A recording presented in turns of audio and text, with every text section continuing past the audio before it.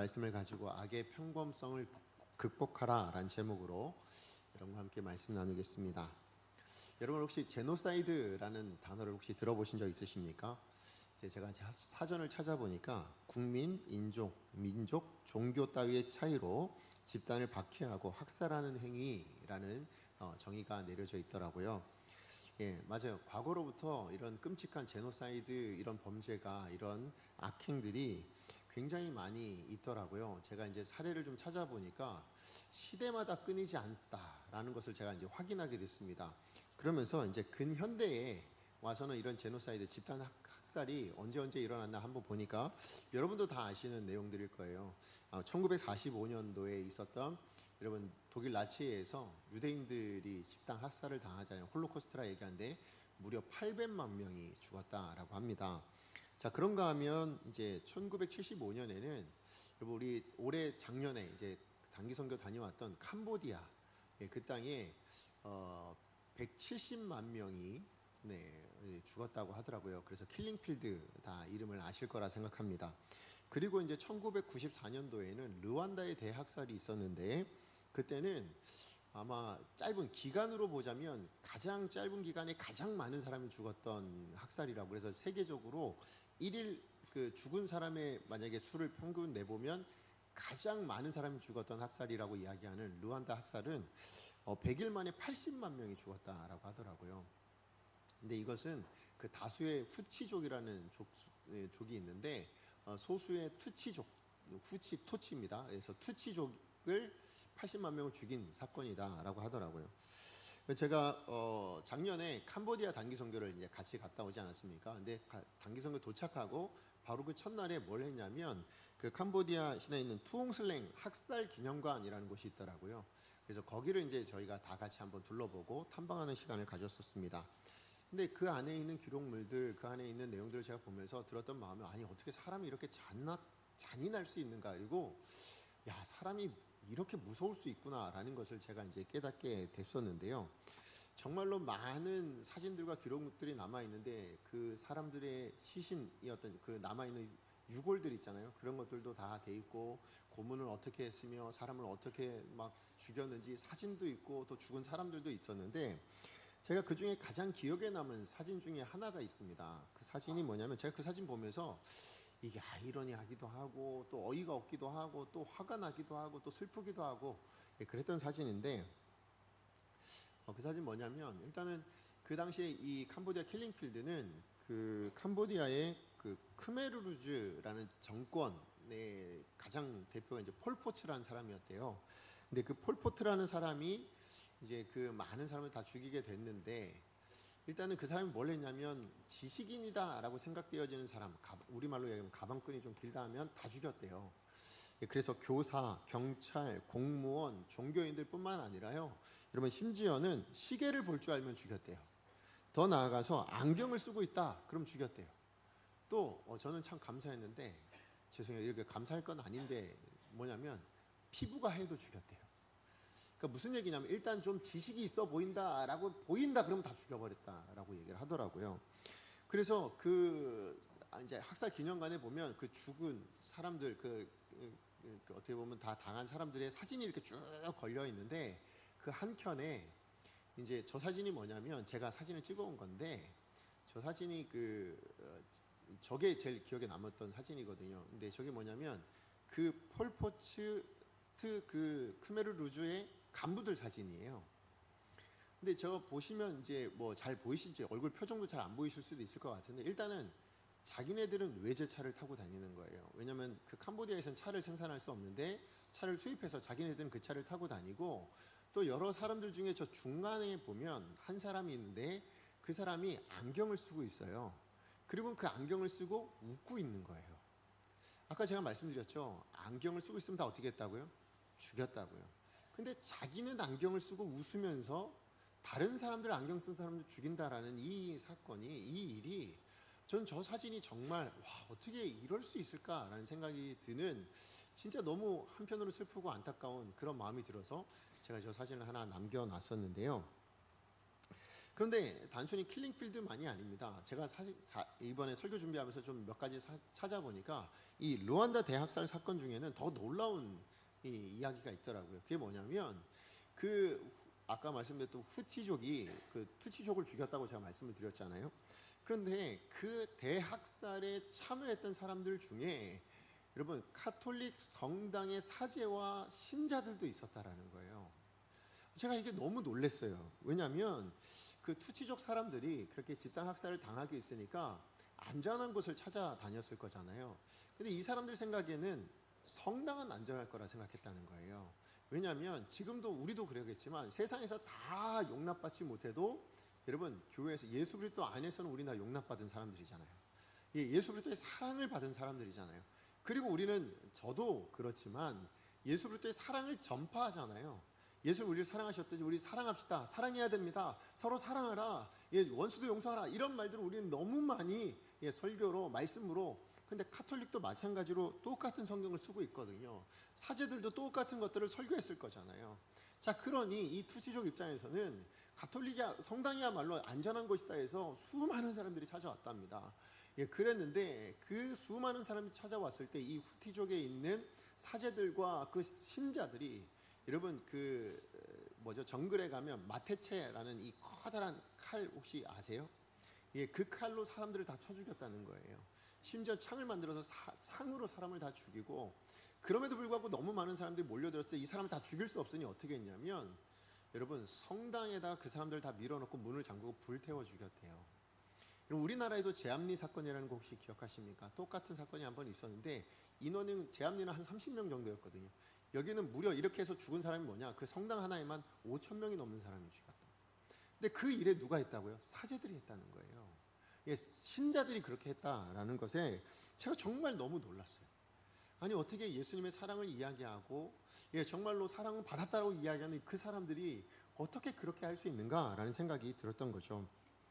그래서 여러분 루안다 그 학살 기념센터 가운데 많은 몇몇 곳들이 그 성당이잖아요. 이게 한 곳에서만 일어난 일이 아닌 거예요. 그 성당에 찾아온 사람들 다 그렇게 죽여서 그 성당들을 보존해 가지고 기념관으로 삼은 곳들이 있더라고요. 그래서 제가 사진을 하나 찾아냈는데 저 사진입니다. 저 사진이 이제 그 학살 기념관 중에 하나인데 지금 보시면 이제 그 안에 위에 있는 건 우리나라처럼 르완다가 이렇게 발달된 나라가 아니어서 약간 가건물처럼 생겼고, 그 다음에 저게 다 그때 있었던 흔적들이래요. 그리고 그 안에 이제 천으로 씌워진 건 이제 관 이런 것들이거든요. 근데 저 안에 제가 본 게 뭐였냐면 저 정면에 맨 앞에 보면 강대상이 있어요.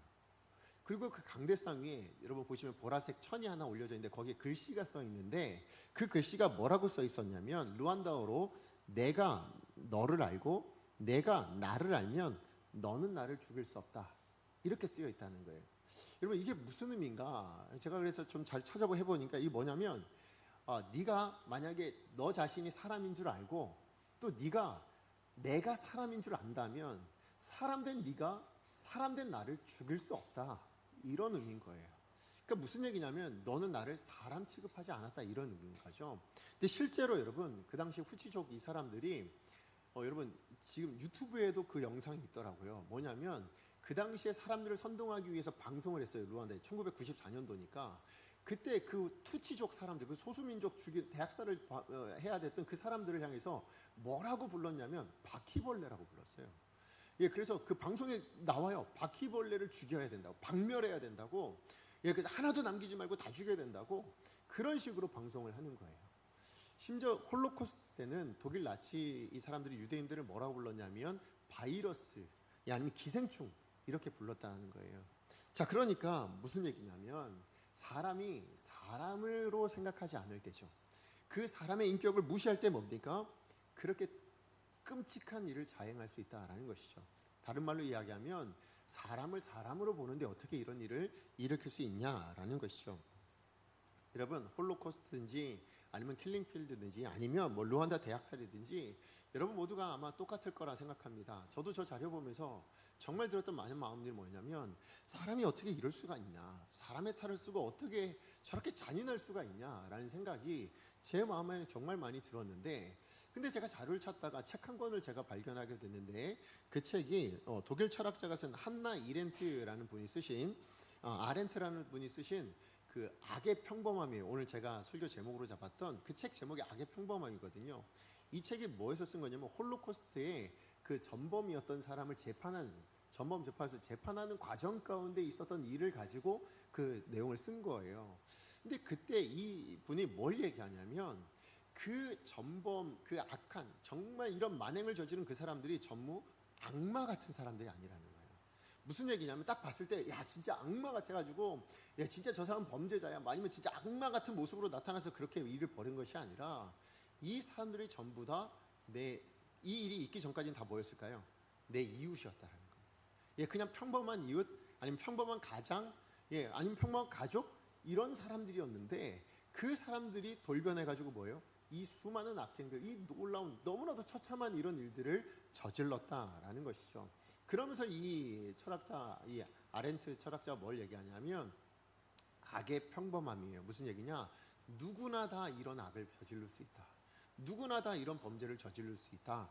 그래서 악의 평범함이라는 제목을 쓴 거죠. 근데 사실 여러분 이것은 이 아렌트라는 철학자가 처음 발견한 게 아닙니다. 여러분 아시다시피 성경은 이미 여러분 몇천 년 전부터 뭘 얘기하고 있습니까? 우리 모든 사람은 죄성을 가지고 있는 존재다라는 것을 이미 말씀하고 있었습니다. 누구라도 죄를 지을 수 있는 존재다. 그래서 죄성이라 표현하기도 하고 성경에서 뭐예요? 육체의 소욕이다라고 표현하기도 하지요.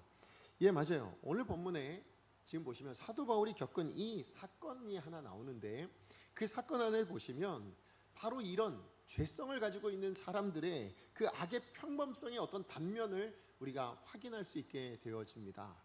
그래서 오늘 본문 말씀을 가지고 여러분과 함께 말씀 나누는 내용은 뭐냐면 오늘 이 시대를 살아가는 어떤 사람이라도입니다. 예수를 믿는 사람이든 믿지 않는 사람이든 다 악의 평범성을 가지고 있는 거예요. 다른 말로 이야기하면 누구라도 죄를 범할 수 있는 죄성을 가지고 살아가는 존재예요. 물론 우리는 여러분 하나님 예수 그리스도로 말미암은 의인된 사람입니다. 우리는 의인입니다. 하나님 우리를 의인이라 부르십니다. 그러나 육체를 가지고 살아가는 우리 사람들 내면 안에 죄의 속성이라는 게 있다라는 거예요. 이 속성을 가지고 살아가야 될 우리 하나님의 사람들에게 오늘 본문을 통해서 주시는 하나님의 메시지를 여러분과 함께 나누기 원하는데 두 가지 좀 여러분 나누기 원합니다. 첫 번째는 뭐냐면 나를 비롯한 모든 인간은 이 죄의 씨앗, 곧 죄성을 가진 존재라는 걸 인정해야 된다라는 거예요. 무슨 얘기냐면 이 죄성을 가지고 있다라는 걸 내가 먼저 나 자신이 그런 죄성을 가지고 있다는 걸 인정할 때 뭐예요? 내가 겸손해질 수 있어요. 그리고 다른 사람도 그렇게 죄성을 가지고 범죄할 수 있다는 사실을 인정할 때 뭡니까? 그 사람들을 긍휼히 여길 수 있는 마음이 생긴다라는 것입니다. 우리 지난주에 살펴봤지만 사도 바울이 이 예루살렘에서 유대인들에 의해서 폭동에 사로잡히게 됐다가 죽을 뻔했는데 로마 군인들에 의해서 살려놨잖아요. 그런데 이 로마 군인 천부장이 뭘 합니까? 그를 쇠사슬로 묶고 감옥에 가두고 심지어는 채찍질로 통해서 이 소동의 원인을 그 이유를 찾아보려고 합니다. 그럴 때 사도 바울이 뭐라 그럽니까? 나 로마 시민인데 라고 밝혔을 때에 이 천부장이 굉장히 두려워하게 되죠. 왜 그렇다고 말씀드렸어요? 로마 시민은 재판하지 않고는 가두거나 아니면 감금하거나 아니면 쇠사슬로 묶거나 심지어 채찍질로 때리는 건 있을 수가 없어요. 그러면 당장에 뭐예요? 지금 여기 있는 모든 로마 군인들 직위를 다 잃을 뿐만 아니라 그들이 처벌받을 수 있는 상황이 되었으니 혹여나 사도 바울이 로마 당국에 고발하면 큰일 나잖아요. 그래서 굉장히 두려워했는데 문제는 이 로마 천부장이 이 사도 바울을 그래서 풀어줬냐? 그러지 않았어요. 왜 그러냐면 이 로마 천부장이 지금 하는 일이 뭡니까? 이 예루살렘의 치안을 담당하는 일이잖아요. 그런데 어제 무슨 일이 일어났다고요? 그 예루살렘에 엄청난 소동이 일어난 거예요. 그죠? 난리가 일어난 거예요. 그러니 치안을 담당하는 자로서 소동이 왜 일어났는지 그 연유를 알아내야 되잖아요. 그런데 로마 시민인 이 사도 바울에게는 알아낼 수 있는 방법이 없는 거예요. 그래서 생각한 게 뭐냐면 그럼 유대인들에게 물어보자 해가지고 그 당시에 최고 의결 기관이었던 산헤드린 공의회를 소집을 합니다. 근데 이 산헤드린 공의회는 여러분 물론 로마 식민지였기에 아무런 권한이 없다고 생각되어질 수도 있지만 특별히 이 로마 정권에서요 이 유대인들에게 이 사내들인 공의회는 어떤 특별한 좀 권한을 좀 줬어요. 그게 뭐냐면 재판권을 줬거든요. 그래서 이 재판을 통해서 유대인들에 한해서 뭐냐면 사형을 언도할 수도 있었습니다. 그런데 사형을 집행하는 건 별개였어요. 집행은 로마 당국의 허락, 승인을 얻어야만 가능했지만 어쨌든 일정량의 어떤 권한을 위임해 준 거죠. 자, 그래서 이 사내들인 공의회는 그 예루살렘, 이스라엘에서 최고 권위의 제 의결 기관이었고, 의장이 누구였냐면 예루살렘 성전의 대표였던 대제사장. 이 사람이 이제, 그래서 무슨 얘기냐, 사내들인 공의회는 율법에 따라, 말씀에 따라 치리하는 기관이었다라는 것이죠. 자, 그런데 문제는 이 사내들인 공의회가 소집이 됐는데 회원들끼리 무슨 이유가 있거나 무슨 사유가 있어서 자, 우리 정기 모임 합니다, 무슨 이렇게 해서 모인 게 아니잖아요. 그죠? 갑자기 천부장이, 그 실권자가 모여 하니까 모인 거예요. 자, 그러니까 이 공의회 71명의 사람이 모이긴 모여요. 대제사장까지 모이긴 모이는데 무슨 영문 때문에 모이는지 모르고 일단 모였어요. 모여서 보니까 이제 그 연유를 알게 됐는데, 그게 뭐냐, 이 로마 군인 천부장이랑 같이 군인들이 누굴 데리고 옵니까? 사도 바울을 데리고 와서는 그 공의 앞에 세워놓은 거예요. 아, 얘 때문에 그런구나, 이제 이걸 알게 된 거죠. 자, 그런데 그렇게 모였으면 그럼 공의회가 이제 뭐예요? 의장이든 누구든 너 무슨 죄를 졌지? 너 왜 왔어? 아니면 무엇 때문에 그랬어? 이렇게 해야 되잖아요. 그런데 가장 먼저 말문을 연 사람이 공의회 사람들이 아니더라고요. 누가 가장 말문을 열었냐? 그것은 사도 바울이었습니다. 우리 1절 말씀 같이 한번 읽어보겠습니다. 시작. 바울이 공회를 주목하여 이르되 여러분 형제들아, 오늘까지 나는 범사의 양심을 따라 하나님을 섬겼노라 하거늘. 네, 말씀드렸지만 사내들 공회에 있는 이 사람들은 사실 사도 바울 때문에 어제 무슨 소동이 일어난지는 알았어요. 그죠? 그리고 이유도 알았죠. 왜요? 그가 전한 복음 때문에. 근데 그 복음의 내용이 뭐였다고요? 이 유대인들이 선동하기를 지금 우리 유대인들이 가장 가치 있게 여기는 이 율법과 하나님의 성전을 무시해버렸다. 예, 이거에 대해서 화가 난 거잖아요. 자, 그러니 그것 때문에 지금 이렇게 왔다라는 것도 지금 사내들인 공회에 있는 모든 사람들이 다 알고 있는 상황이었습니다. 어제 일어난 일이었으니 누군가 보고를 했을 거잖아요. 자, 그런데 이 사내들인 사람들이 그러면 그 회의 석상에 지금 로마 군인들이 사도 바울을 데리고 왔으니까 이 사람들이 주목해서 이 사람들이 물어봐야 되는데, 오늘 본문에 보니까 말도 사도 바울이 먼저 했지만 지금 그 사도 바울이 먼저, 오늘 기록에 뭐라고 했습니까? 사도 바울이 공회에 있는 사람들, 그 수많은 사람들을 다 주목하여 봤다라고 그렇게 말씀하고 있는 것입니다. 여러분, 이 사내들인 사람들은 다 뭐예요? 자기의 생명을 지금 좌지우지할 수 있잖아요. 지금 이 사내들인 사람들의 입장에서 보자면 이 사도 바울은 사형이에요. 신성모독. 하나님의 율법을, 아니 성전을 무시했다고 신성모독으로 사형, 이렇게 내릴 수 있는, 생명을 지금 좌지우지할 수 있는 사람들이잖아요. 근데 이 사람들을 지금 빤히 다 쳐다보고 있는 겁니다. 근데 여기 주목하다라는 이 말이 헬라어 원어로 아테니사스라는 말인데, 이 말의 의미가 뭐냐면 그냥 단순히 응시하다 이 정도가 아니라요, 마음을 다하여서 그렇게 사람을 전심으로 바라보고 있는, 다른 말로 이야기하면 연민을 가지고 그렇게 바라보고 있는 것을 의미할 때 쓰는 단어입니다. 자, 그러니까 지금 무슨 얘기냐, 사도 바울이 두려워서 그래서 지금 그 사람들 쳐다보지 못하거나 아니면 막 두려움의 가운데 뭐 이렇게 쳐다보고 있는 게 아니라요, 불쌍히 여기는 마음을 가지고 지금 그 사내들인 공의의 사람들을 응시하고 있었다라는 거예요. 주목하고 있었다라는 것입니다. 왜 그랬을까? 아니, 어떻게 사도 바울이 그 사람들을 그렇게 쳐다봤나? 자기 생사여탈권을 가진 사람이라면 고개도 못 들 것 같은데 어떻게 그렇게 불쌍한 눈으로 쳐다보고 있었는가? 그 이유는 바로 여기 있습니다. 뭐예요?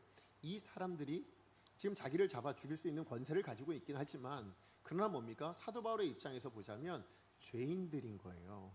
내가 죄인인 것처럼 느껴져서 여기 잡혀왔지만 실상은 누가 죄인이에요? 이 사람들이 죄인이에요. 왜요? 예수를 모르잖아요.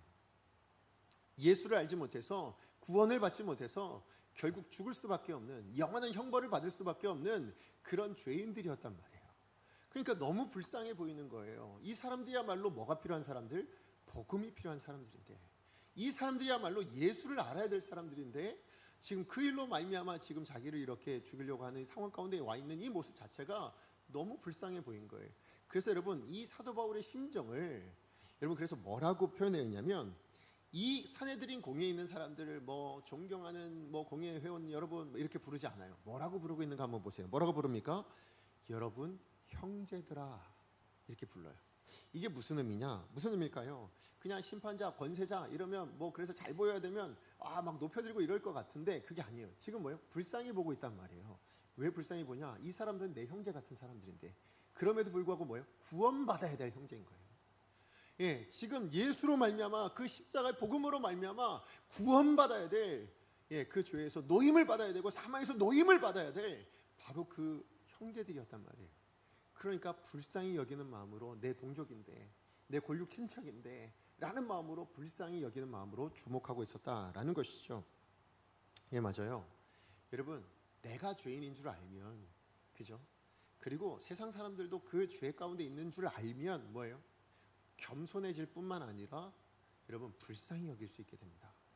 그죠? 사도 바울처럼 그렇게 사람을 불쌍히 여기는 마음으로 복음을 증거해야 되겠다라는 마음으로 그렇게 긍휼히 여기는 마음이 생겨난다라는 것이죠.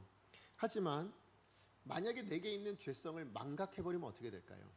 내가 죄인인 줄 모르면 어떤 일이 일어나게 될까요? 그러면 뭐 사실과 상관없이 뭐예요? 자기 판단이 옳다라고 생각하게 됩니다.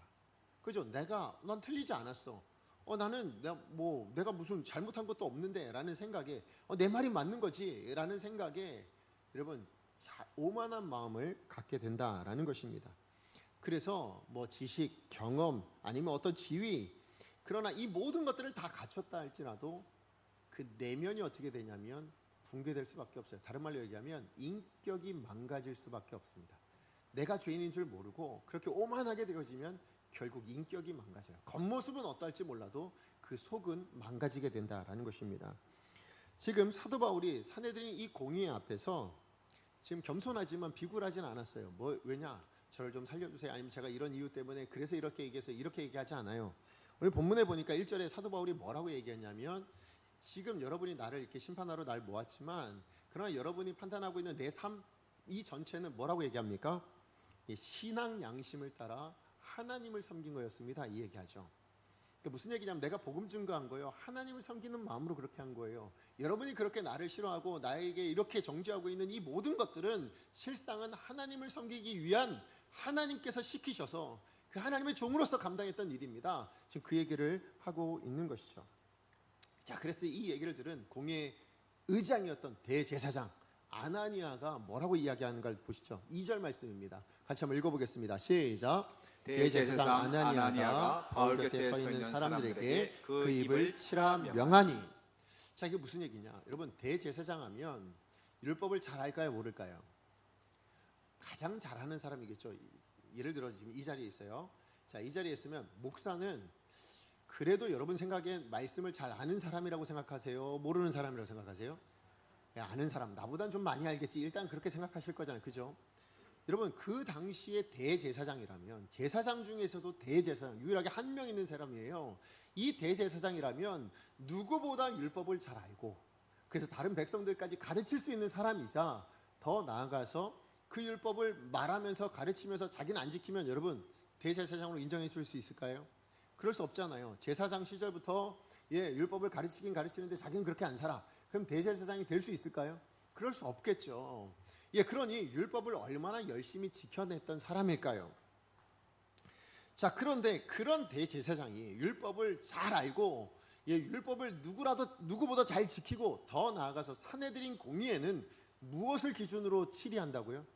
율법을 근거로 치지한다고요.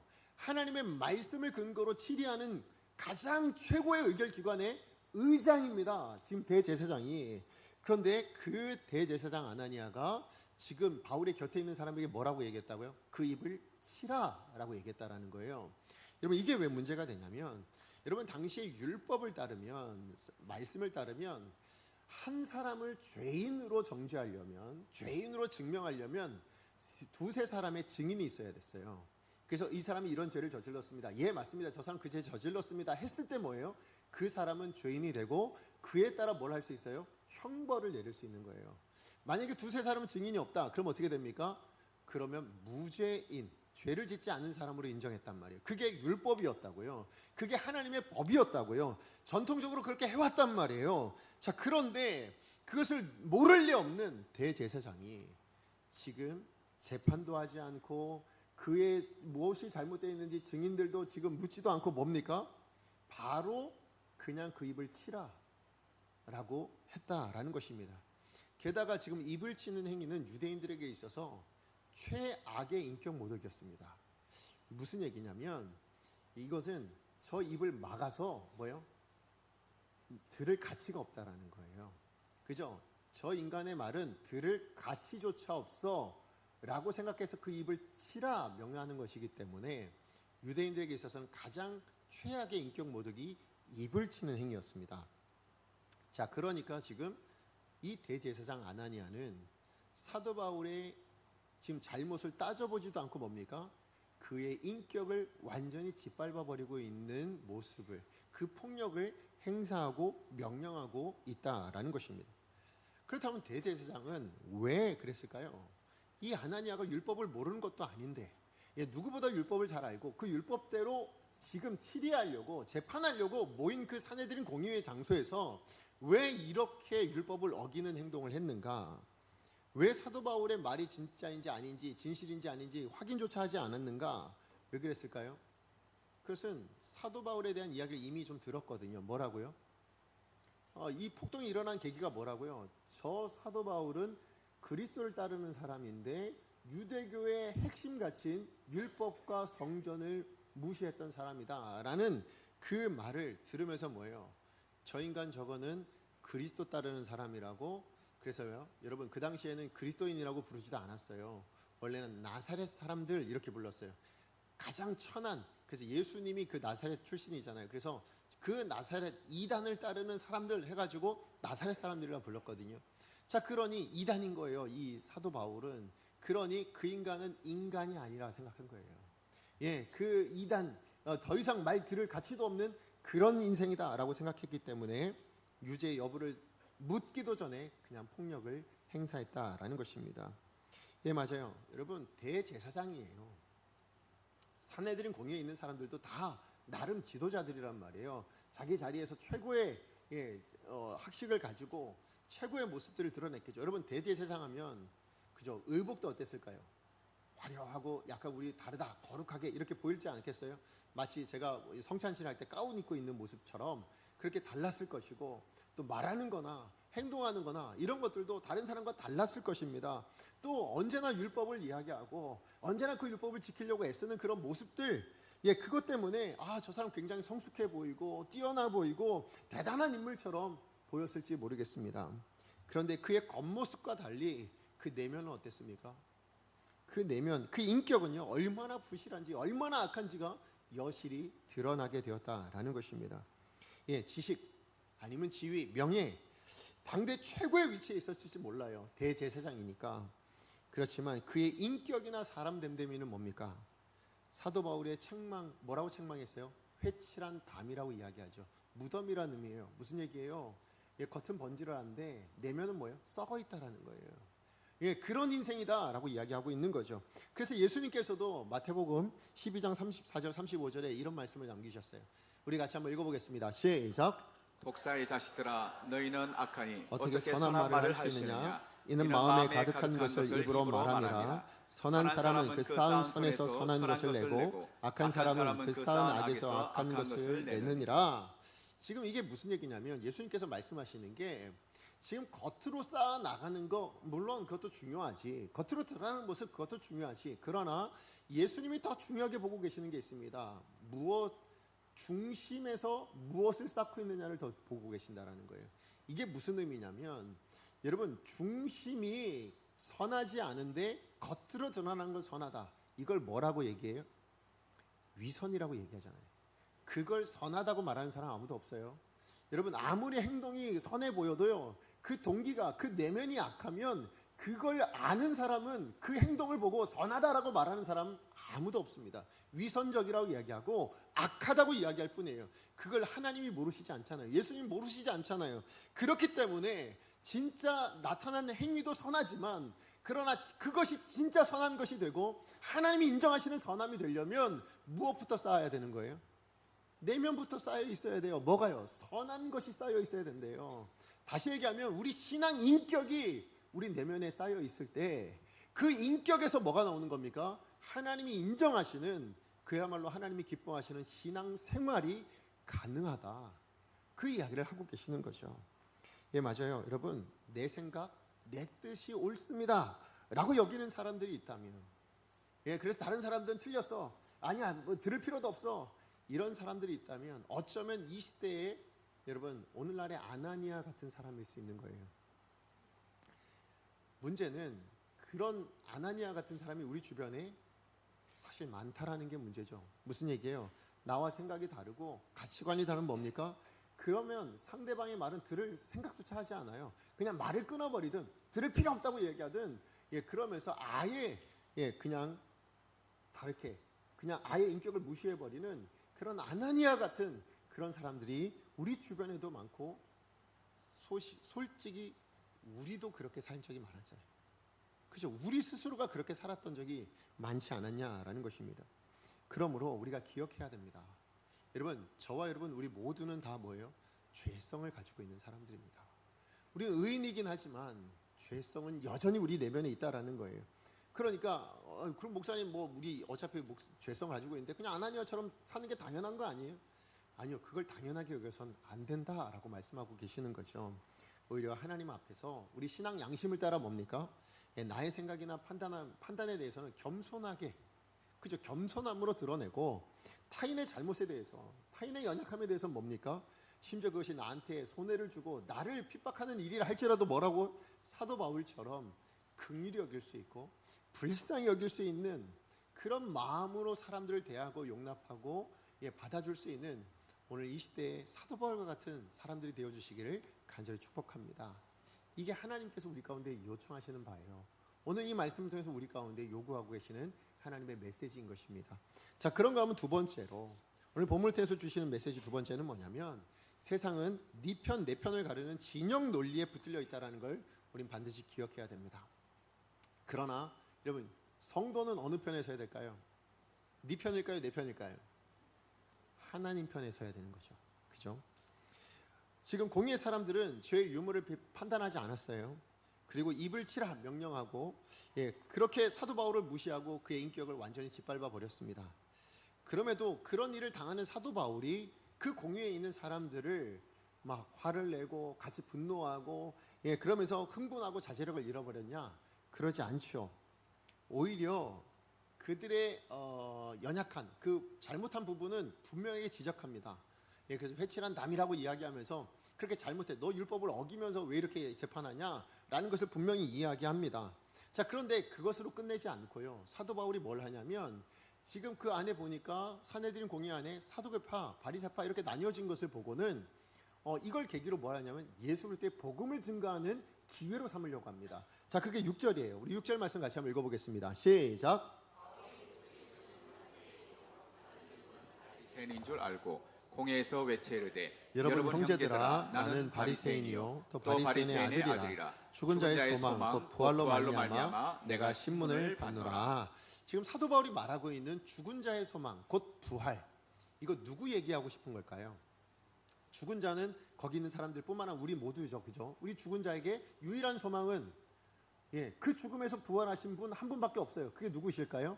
예수 그리스도죠. 지금 사도 바울이 뭘 얘기하고 싶은 거냐면 이걸 계기로 예수를 증거해야 돼요. 그러면 그 부활이, 죽은 자의 소망, 그 부활 뭘 얘기하는 거냐? 이렇게 물으면 뭐예요? 그게 예수님입니다. 예, 그 예수님이 우리를 위해서 죽으셨고 부활하신 겁니다. 그게 우리의 유일한 소망입니다. 그 예수를 믿어야 합니다. 지금 이 기회를 삼으려고 했던 거예요.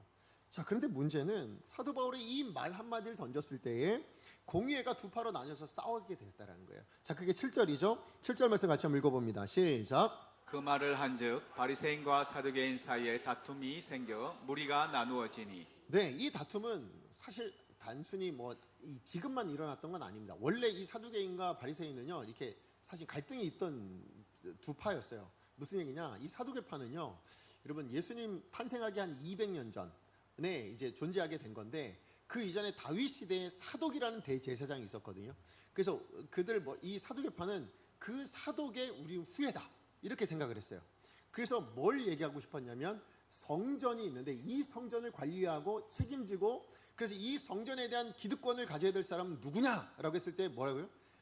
대제사장 사독의 후예인 우리가 해야 된다 이렇게 생각했어요.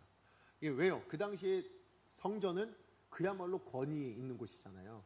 예루살렘에서 이스라엘에서 가장 권위 있는 곳이 성전이었단 말이에요. 자, 그러니 그 성전을 차지하고 있으면 가장 기득권이 될 거잖아요. 자, 그래서 사두개인들이 그거를 주장했던 거예요. 자, 그런데 이 사두개인들은 또 하나님의 말씀 가운데 구약 성경이잖아요. 39권 가운데 5권만 인정했어요. 그게 모세오경입니다. 그래서 율법, 이 하나님 주신다고 얘기하는 이 율법만을 성경이라고 이야기하고 나머지는 다 뭐예요? 역사잖아요. 이스라엘 역사 뭐 이런 거잖아요. 그러니까 그거는 하나님의 말씀을 인정하지 않아요. 근데 이걸 인정하지 않으니까 뭐냐면 거기서 나타나는 뭐 천사며 영이며 이런 걸 다 믿지 않습니다. 심지어는 부활도 인정하지 않았습니다. 오로지 무엇만에 집중했냐면 현실 자체에 집중했어요. 그래서 뭐냐, 내가 지금 이 현실을 살아가야 돼. 현실 잘 살아야 되잖아요. 좀 좋게 살아야 되잖아요. 그러니까 뭐야? 권력이 필요한 거예요. 부가 필요한 거예요. 그러니까 뭐하냐, 지금 예수님 당시, 지금 이 오늘 본문의 이 배경 가운데는 뭐냐면 내가 부를 얻고 이 권세를 얻으려면 지금 누구에게 잘 보여야 돼요? 로마 당국에 잘 보여야 되는 거야. 마치 우리 옛날에 일제시대 친일파처럼 그렇게 그들에게 결탁을 해가지고 지금 이스라엘 안에 최고 이 권력자, 산헤드린 공회라는 이 권력자 안에 들어올 수 있을 만큼 굉장한 권위를 가지고 있었던 사람들, 그게 바로 지금 사두개인들이에요. 반면에 이 바리새파 사람들은 어떤 사람이냐면 이 유대교가 점점 세속화되어지는 것에 반발을 해서 우리 개혁돼야 됩니다 해가지고 나타난 하시딤이라는 사람이 있었거든요. 자, 근데 이 하시딤의 후예들이었어요.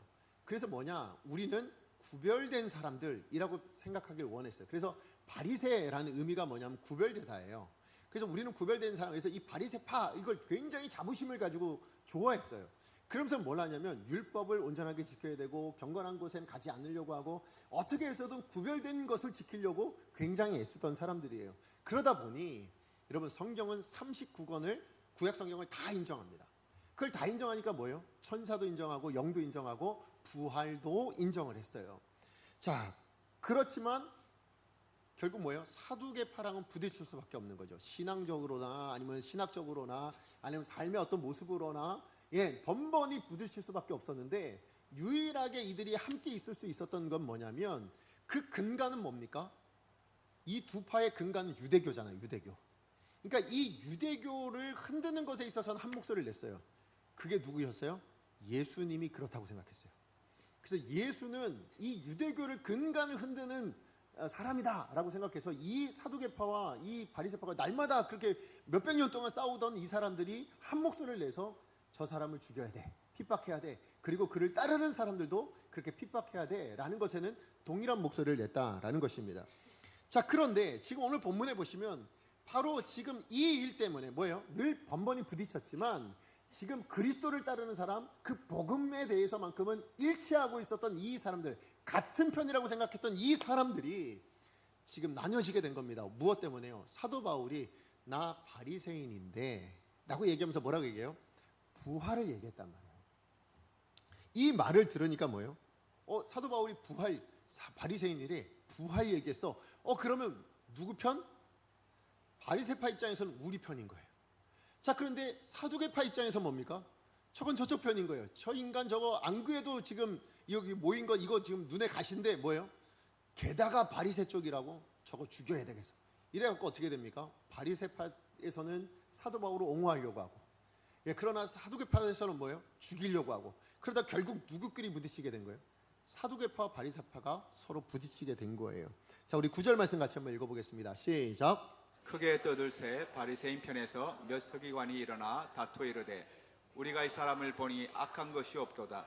혹 영이나 혹 천사가 그에게 말하였으면 어찌하겠느냐 하여.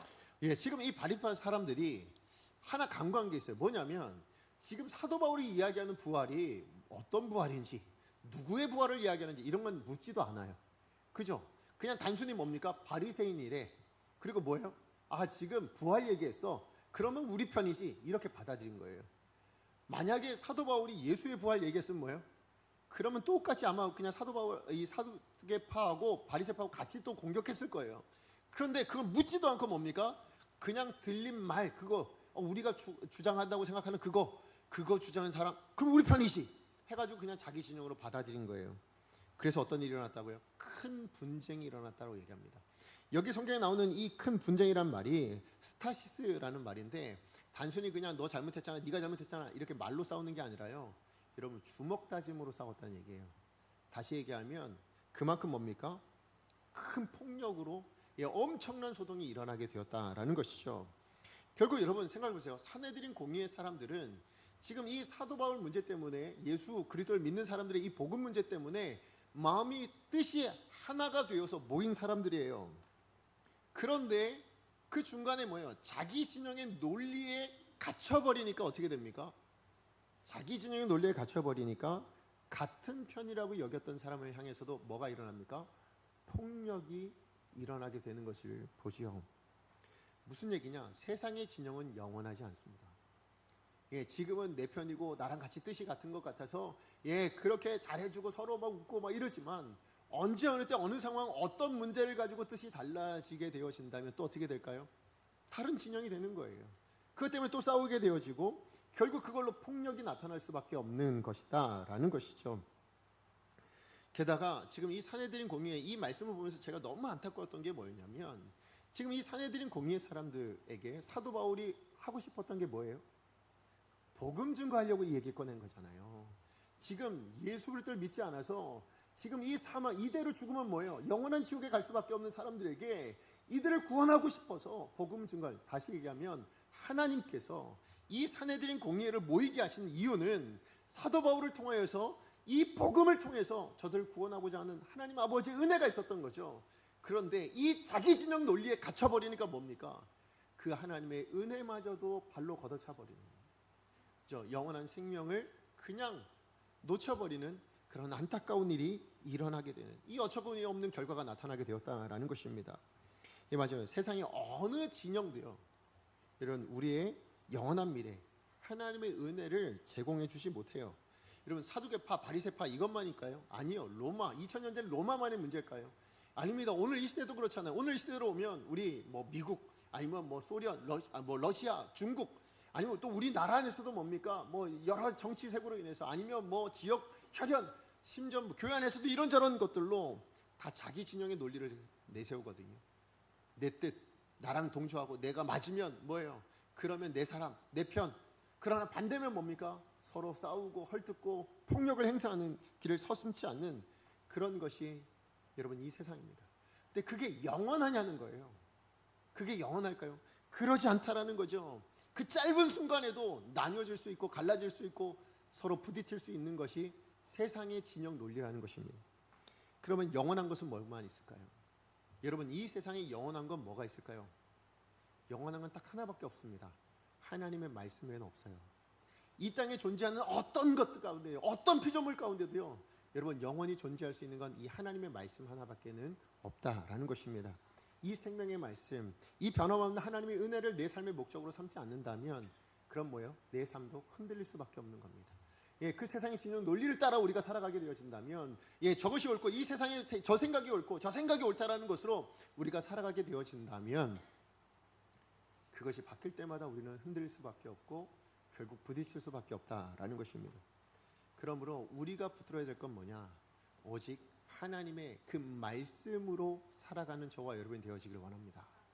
그죠? 세상의 어떤 진영이 아니라, 세상의 어떤 논리가 아니라 하나님의 말씀을 붙들고 하나님 편에 서서 살아갈 때 우리는 영원한 삶을 온전히 살아가게 될 줄로 믿습니다. 그리고 더 나아가서 그런 사람을 향하여 하나님께서 이루시는 것이 무엇일까요? 그의 삶을 인도하시고 보호하신다라는 거예요. 오늘 이 두 집안 사업 가운데 지금 무슨 일이 일어났냐면, 사도 바울이 몸이 찢어질 것 같다라고 얘기하죠. 오늘 성경 말씀을 보니까. 그래서 이 사도 바울을 구원해 준 사람이 누구예요? 바리새파가 옹호해줘서 살려준 게 아닙니다. 누가 했어요? 로마 군인들이 했죠. 자, 그런데 이 로마 군인들을 통해서 역사하신 게 누구실까요? 하나님이시라는 거예요. 어떻게 하냐? 이유로 우리가 이제 살펴볼 건데요. 이 로마 군인들로 말미암아 그 호의 가운데 하나님이 명령하신 바, 하나님께 주신 그 사명의 자리 로마까지 안전하게 갈 수 있게 되었습니다. 누가 하셨다고요? 하나님이 인도하시고 하나님이 보호하시더라. 어떤 사람에게요? 하나님의 뜻을 따라 여러분 하나님의 말씀으로 살아가는 사람, 하나님 편에 서서 살아가는 사람에게 하나님 그 놀라운 은혜를 주신다라는 것입니다. 말씀의 결론을 맺습니다. 사도 바울은 이 땅의 모든 인생은 죄인인 줄 알았어요. 예, 그러니까 뭡니까? 예, 자기도 죄인인 줄 알아서 겸손하고요. 다른 사람도 죄성을 가지고 있으니 불쌍히 여기는 마음을 가졌고요. 더 나아가서 우리 모두가 죄성을 가지고 있는데 이 편만 옳겠습니까? 아니에요. 이 사람들도 죄성을 가지고 주장하고 있기 때문에 틀릴 것들이 있어요. 저쪽 편만 옳겠습니까? 아니요. 이 사람들도 죄를 가지고 있기 때문에 틀릴 수 있는 거예요. 그러니까 사도 바울은 이 편, 저 편이 아니었어요. 내 편, 네 편이 아니었습니다. 누구 편에 섰다고요? 하나님 편에 섰다고요. 그렇게 하나님 편에 서서 살아가는 인생이 되었습니다. 그런데 이 삶이 쉽겠냐? 쉽지 않아요. 여러분, 하나님 편에 선다라는 거, 오늘 사도 바울도 보십시오. 같은 편이라 이야기하지만 결국 그 양편에서 그 진영 논리 가운데 죽을 수밖에 없는, 혼자만 남아있는 그 고립된 모습을 보죠. 오늘 이 시대를 살아가고 있는 저와 여러분, 우리도 어쩌면 그럴 거예요. 나만 하나님 편에 서겠다. 예, 그러면 많은 사람들이 인정해주고, 당신 하나님 편이네, 이럴 것 같으세요? 아니에요. 하나님 편에 서면 외로워집니다. 왜요? 세상 사람들은 다 자기 편을 요구하거든요. 그런데 하나님 편에 섰다는 걸 이해를 못해요. 왜냐하면 내 편이어야만 하는 거예요. 그러니 홀로 설 수밖에 없습니다. 고독해질 수밖에 없습니다.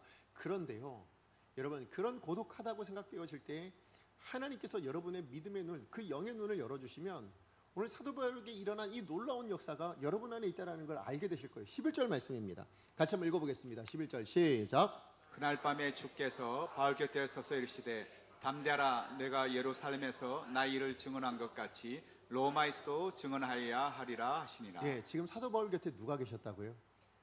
예, 주님이 계시더라고요. 그리고 그 주님이 뭐라고 말씀하시냐면 네가 걸어가야 될 그 길, 너의 인생 그 자체를 누가 책임져 주시겠다는 거예요? 내가 끝까지 가도록 책임져 줄게. 그러면서 하신 말씀은 뭐예요? 담대하라라는 것입니다. 혼자일 수도 있고 세상 사람들이 알아주지 않을 수도 있고 그로 인해서 내가 손해보고 고통을 당할 수도 있겠지만 담대하라. 왜요? 내가 너와 함께 할 테니까. 주님이 함께하는 인생이 될 테니까 그렇다라고 말씀하시죠. 저는 오늘 이 말씀의 은혜가, 여러분, 이 말씀 자체가 오늘 저와 여러분 이 시대를 살아가는 하나님의 사람들에게 주시는 메시지인 줄 믿습니다. 무슨 얘기냐? 내가 너와 함께 할게. 세상에서 하나님 편에 섰다라는 게 얼마나 외로운 일인지 몰라. 때로는 나랑 같은 편이라 생각한 사람들과 헤어질 수도 있어요. 그죠? 갈라질 수도 있어요. 그러나 하나님 편이라면 여러분 그 길을 끝까지 가라는 거예요. 담대히 가라는 것입니다. 왜요? 하나님이 인도하실 테니까. 하나님이 지켜주실 테니까. 이것을 믿고 여러분 이번 한 주간도 이 시대의 아나니아가 아니라요, 이 시대의 사도 바울처럼 그렇게 다른 사람들을 용납하며 다른 사람들을 품어주며 그러나 본인도 겸손하게 하나님의 뜻을 따라 살아가는 귀한 하나님의 사람들 되기를 간절히 축복합니다. 우리 말씀 기억하며 함께 찬양했으면 좋겠습니다. 오늘 우리가 부를 찬양은 나 무엇과도 주님을 바꾸지 않으리 라는 찬양입니다. 오늘 이 말씀을 들은 저와 여러분에게 어쩌면 이